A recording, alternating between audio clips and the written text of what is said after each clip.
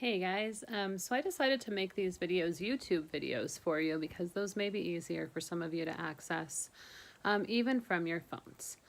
So it's pretty early. You can see I just got out of the shower. I have very little makeup on and my hair's still wet. So that's life right now, right? I hope you guys generally are being safe. I hope you're making good decisions during this time off. I posted some assignments last night and I was really happy to see some of you already looking at them and responding. I know there were some questions about the vocab worksheet, specifically what some of the columns meant. So the columns ask you for the definition of the word and then facts or characteristics. So really what we're looking for there are synonyms. I know one of the words was emaciated. So what are some characteristics of somebody being emaciated? You can look for words like thin, starved, and I'm sure there's others that you guys can think of as well. And then it asks for non-examples, and those are going to be your antonyms, okay? Full, well-fed, plump. Those are antonyms of the word emaciated. And then a picture. And I know the pictures are going to be kind of hard because you're all totally online. So if you want to pull an image off of Google, off of a drive, you want to search for an image, that would be fine for that. So I'm doing this because I'm tucked away in my room because my kids have taken over the house and it's loud everywhere else. So I'm doing this video on my phone. So if the camera gets a little weird while I'm reading, because I've got one hand holding the book and one hand holding the phone. So if the camera gets a little weird, sorry, my bad. This is new to me too. So let's go ahead and jump into the reading. We're going to start with chapter 3. Elie Wiesel, Night, chapter 3. The cherished objects we had brought with us thus far were left behind in the train, and with them, at last, our illusions. Every 2 yards or so, an SS man held his Tommy gun trained on us. Hand in hand, we followed the crowd. An SS non-commissioned officer came to meet us, a truncheon in his hand. He gave the order. I realize, guys, I haven't explained it yet, but a truncheon is a baton, like what you think of, like what the cops carry on their side. Men to the left, women to the right. 8 words, spoken quietly, indifferently, and without emotion. 8 short, simple words. Yet that was the moment when I parted from my mother. I had not had time to think, but already I felt the pressure of my father's hand.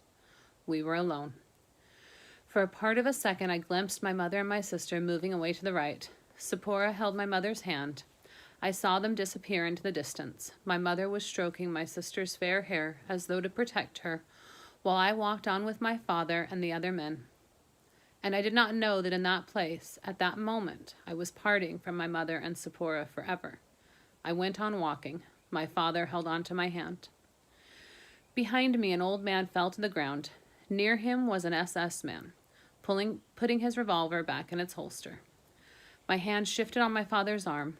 I had one thought, not to lose him, not to be left alone. The SS officer gave the orders, Form 5s. Commotion. At all costs, we must keep together. Here, kid, how old are you? It was one of the prisoners who asked me this. I could not see his face, but his voice was tense and weary. I'm not quite 15 yet. No, 18. But I'm not, I said. 15. Full. Listen to what I say. Then he questioned my father, who replied, 50. The other grew more furious than ever. No, not 50, 40. Do you understand? 18 and 40. So I want you guys to think about why the officer would, or why the other man would advise them to change their ages. And just think about what's the benefit of being 15 versus 18. Okay. He disappeared into the night shadows. A second man came up, spitting oaths at us. What have you come here for, you sons of bitches? What are you doing here, eh? Someone dared to answer him. What do you think? Do you suppose we've come here for our own pleasure? Do you think we asked to come? A little more and the man would have killed him. You shut your trap, you filthy swine, or I'll squash you right now. You'd have done better to have hanged yourselves where you were than come here. Didn't you know what was in store for you at Auschwitz? Haven't you heard about it in 1944? No, we had not heard. No one had told us. He could not believe his ears. His tone of voice became increasingly brutal. Do you see the chimney over there? See it? Do you see those flames? Yes, we did see the flames. Over there. That's where you're going to be taken. That's your grave. Over there. Haven't you realized it yet? You dumb bastards. Don't you understand anything? You're going to be burnt, frizzled away, turned to ash. He was growing hysterical in his fury. We stayed motionless, petrified. Surely it was all a nightmare, an unimaginable nightmare. I heard murmurs around me. We've got to do something. We can't let ourselves be killed. We can't go like beasts to the slaughter. We've got to revolt. There were a few sturdy young fellows among us. They had knives on them, and they tried to incite the others to throw themselves on the armed guards. One of the young men cried, "Let the world learn of the existence of Auschwitz. Let everybody hear about it while they can escape." But the older ones begged their children not to do anything foolish. You must never lose faith, even when the sword hangs over your head. That's the teaching of our sages. The wind of revolt died down. We continued our march toward the square. In the middle stood the notorious Dr. Mengele, a typical SS officer, a cruel face but not devoid of intelligence, and wearing a monocle. A conductor's baton in his hand, he was standing among the other officers. The baton moved unremittingly, sometimes to the right, sometimes to the left. I was already in front of him. "How old are you?" he asked in an attempt at a paternal tone of voice. 18. My voice was shaking. "Are you in good health?" "Yes." "What's your occupation?" Should I say that I was a student? "Farmer," I heard myself say. This conversation cannot have lasted more than a few seconds. It seemed like an eternity to me. The baton moved to the left. I took half a step forward. I wanted to see first where they were sending my father. If he went to the right, I would go after him. The baton once again pointed to the left for him too. A weight was lifted from my heart. We did not yet know which was the better side, right or left, which road led to prison and which to the crematory. But for the moment I was happy. I was near my father. Our procession continued to move slowly forward. Another prisoner came up to us. "Satisfied?" "Yes," someone replied. "Poor devils, you're going to the crematory." He seemed to be telling the truth. Not far from us, flames were leaping up from a ditch. Sorry, guys, I had to shift. Gigantic flames. They were burning something. A lorry drew up at the pit and delivered its load. Little children. Babies. Yes, I saw it. Saw it with my own eyes. Those children in the flames. Is it surprising that I could not sleep after that? Sleep had fled from my eyes. So this is where we were going. A little farther on was another larger ditch for adults. I pinched my face. Was I still alive? Was I awake? I could not believe it. How could it be possible for them to burn people, children, and for the world to keep silent? No, none of this could be true. It was a nightmare. Soon I should wake with a start, my heart pounding, and find myself back in the bedroom of my childhood among my books. My father's voice drew me from my thoughts. "It's a shame that you couldn't have gone with your mother. I saw several boys of your age going with their mothers." His voice was terribly sad. I realized that he did not want to see what they were going to do to me. He did not want to see the burning of his only son. My forehead was bathed in cold sweat, but I told him that I did not believe that they could burn people in our age, that humanity would never tolerate it. Humanity? Humanity is not concerned with us. Today, anything is allowed. Anything is possible. Even these crematories. His voice was choking. "Father," I said, "if that is so, I don't want to wait here. I'm going to run to the electric wire. That would be better than a slow agony in the flames." He did not answer. He was weeping. His body was shaken convulsively. Around us, everyone was weeping. Someone began to recite the Kaddish, the prayer for the dead. I do not know if that has ever happened before. In the long history of Jews, the people have ever recited the prayer for the dead for themselves. Yitgagal Vidilak Shem Rabbah. May his name be blessed and magnified, whispered my father. For the first time, I felt revolt rise up in me. Why should I bless his name? The eternal, Lord of the universe, the all-powerful and terrible, was silent. What had I to thank him for? I want to stop there for just a minute and discuss the importance of that line.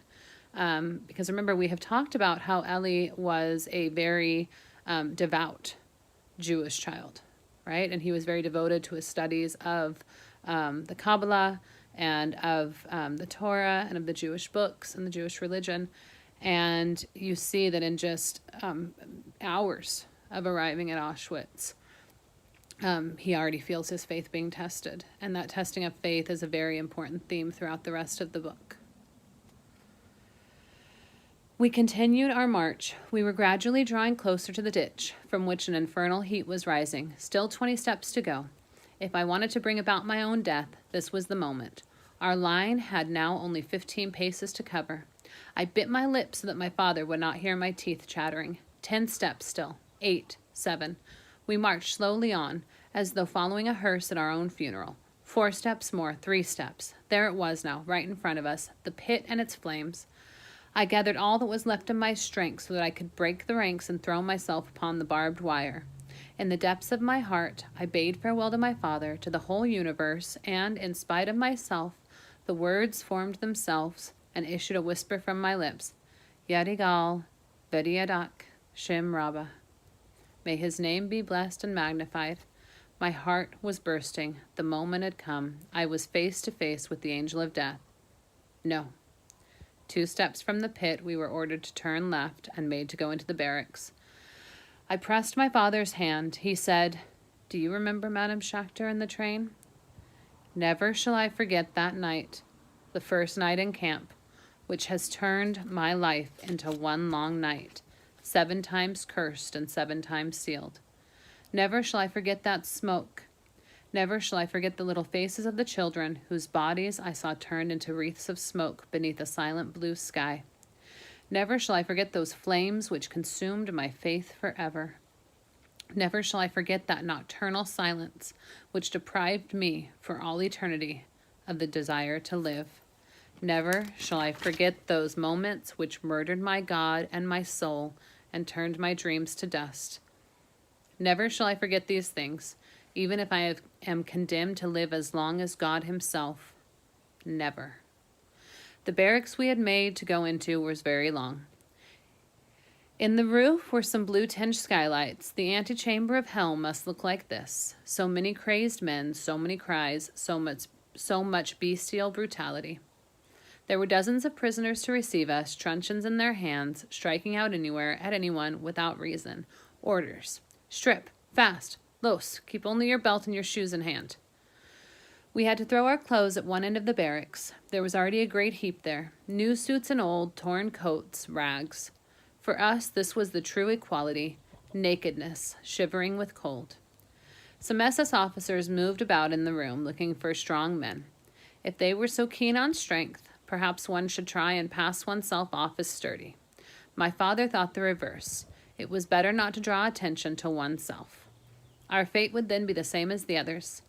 Later, we were to learn that he was right. Those who were selected that day were enlisted in the Sonderkommando, the unit which worked in the crematories. Bela Katz, son of a big tradesman from our town, had arrived at Birkenau with the first transport a week before us. When he heard of our arrival, he managed to get word to us that, having been chosen for his strength, he had himself put his father's body in the crematory oven. Blows continued to rain down. To the barber. Belts and shoes in hand, I let myself be dragged to the barber's. They took our hair off with clippers and shaved off all the hair on our bodies. The same thought buzzed all the time in my head, not to be separated from my father. Freed from the hands of the barbers, we began to wander in the crowd, meeting friends and acquaintances. These meetings filled us with joy. Yes, joy. Thank God, you're still alive. But others were crying. They used all their remaining strength in weeping. Why had they let themselves be brought here? Why couldn't they have died in their beds? Sobs choked their voices. Suddenly, someone threw his arms around my neck in an embrace. Yechiel, brother of Rabbi of Seget. He was sobbing bitterly. I thought he was weeping with joy at being alive. Sorry, guys, I gotta switch hands. Don't cry, Yechiel, I said. Don't waste your tears. Not cry? We're on the threshold of death. Soon we shall have crossed over. Don't you understand? How could I not cry? Through the blue-tinged skylights, I could see the darkness gradually fading. I had ceased to feel fear, and then I was overcome by an inhuman weariness. Those absent no longer touched even the surface of our memories. We still spoke of them. Who knows what might have become of them? But we had little concern for their fate. We were incapable of thinking of anything at all. Our senses were blunted. Everything was blurred as in a fog. It was no longer possible to grasp anything. The instinct of self-preservation, of self-defense, of pride had deserted us all. Had all deserted us. In one ultimate moment of lucidity, it seemed to me that we were damned souls wandering in the half-world. Souls condemned to wander through space till the generations of man came to an end, seeking their redemption, seeking oblivion, without hope of finding it. Towards 5 o'clock in the morning, we were driven out of the barracks. The capos beat us once more, but I had ceased to feel any pain from their blows. The icy wind enveloped us. We were naked, our shoes and belts in our hands. The command, run, and we ran. After a few minutes of racing, a new barracks, a barrel of petrol at the entrance, disinfection. Everyone was soaked in it, then a hot shower at high speed. As we came out from the water, we were driven outside. More running, another barracks, the store, very long tables, mountains of prison clothes. On we ran. As we passed, trousers, tunics, shirt, and socks were thrown to us. Within a few seconds, we had ceased to be men. If the situation had not been tragic, we should have roared with laughter. Such outfits. Mere cats, a giant, had a child's trousers, and Stern, a thin little chap, a tunic which completely swamped him. We immediately began the necessary exchanges. I glanced at my father. How he had changed. His eyes had grown dim. I would have liked to speak to him, but I did not know what to say. The night was gone. The morning star was shining in the sky. I, too, had become a completely different person. The student of the Talmud, the child that I was, had been consumed in the flames. There remained only a shape that looked like me.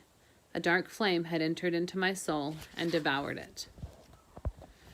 So much had happened with such few hours that I had lost all sense of time. When we left our houses and the ghetto and the train, was it only a week? One night? One single night? How long had we been standing like this in the icy wind? An hour? Simply an hour? 60 minutes? Surely it was a dream. Not far from us there were some prisoners at work. Some were digging holes, others were carrying sand. None of them so much as glanced at us.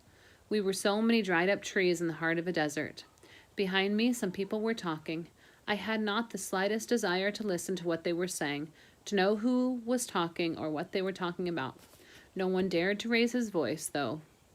Raise his voice, though there was no supervisor near us. People whispered.